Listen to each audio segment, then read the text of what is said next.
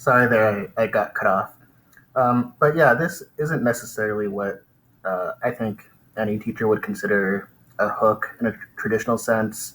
I'm really just trying to get to the background information, and this is a good first sentence just because I want to zero in on the genres and get into defining them.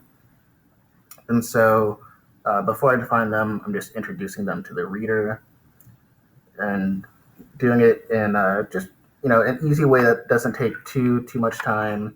I don't want to think forever on how do I make a good, interesting, like what's a good quote or what's a good statistic. I'm not sure how even a statistic might relate to this, but I know if I wanted to use a hook, I could do a Google search and get lost and waste time.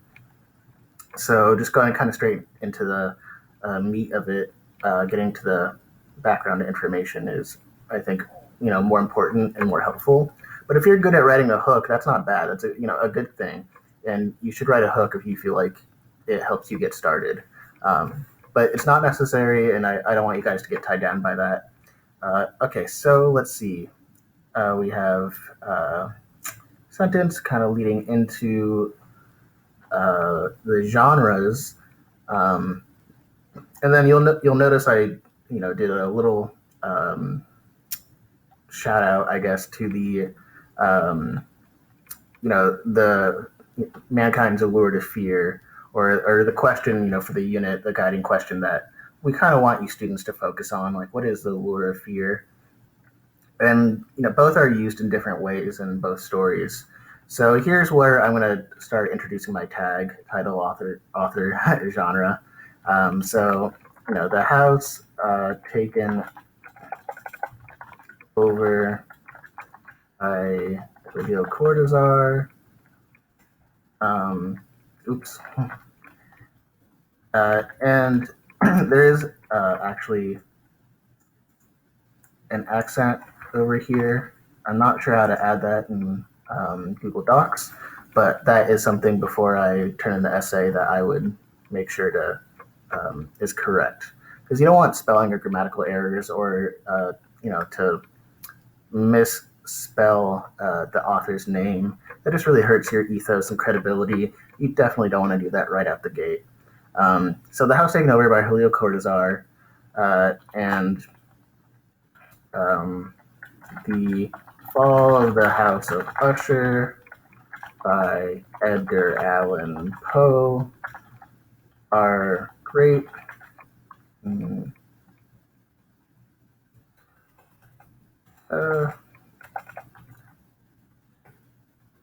No, maybe I'll use a different word. Instructive pieces for understanding the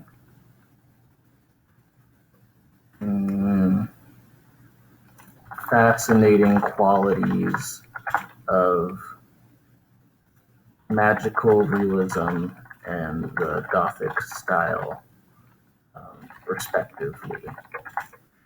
And so when I say respectively right there, that just means that magical realism would go to to House Taken Over by Julio Cortázar, and that the Gothic style, which comes second, and that little phrase would go to Edgar Allan Poe's Fall of House of Usher, which comes second in that little phrase.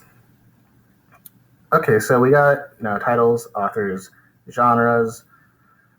You really want to expand more in terms of background, but because Screencastify, I have a 5-minute limit for the videos I make, I'll try to wrap this up really quickly, and then I'll do a video on how to make a good thesis statement. So let's see. Well, these stories share some we'll just put similarities. It is their differences that make each author as well as each genre unique. And then in the next video, I'll show you how to do your thesis statement. But this is kind of what you want